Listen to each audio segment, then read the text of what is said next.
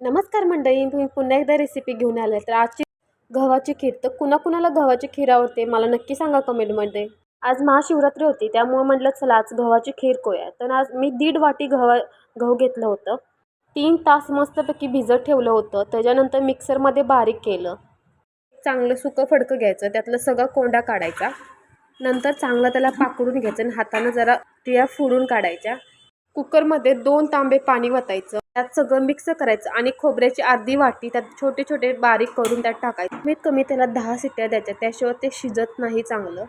10 शिट्ट्या देऊन ते खाली उतरून थोड्या वेळ तसंच ठेवायचं. नंतर त्यात गूळ, वेलची हे सगळं त्यात टाकायचं. नंतर एकदा गॅसवर ठेवायचं आणि चांगलं हलवायचं, कारण ते खाली लागून देऊ नये यासाठी चांगलं हलवून घ्यायचं. ऑलरेडी छोटा गूळ होता त्यासाठी मी छोटे गूळ टाकले, तुम्ही अर्धा किलो गूळ टाकू शकता.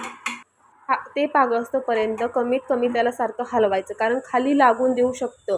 लाईक शेअर करायला विसरू आणि कमेंट करायला विसरू नका.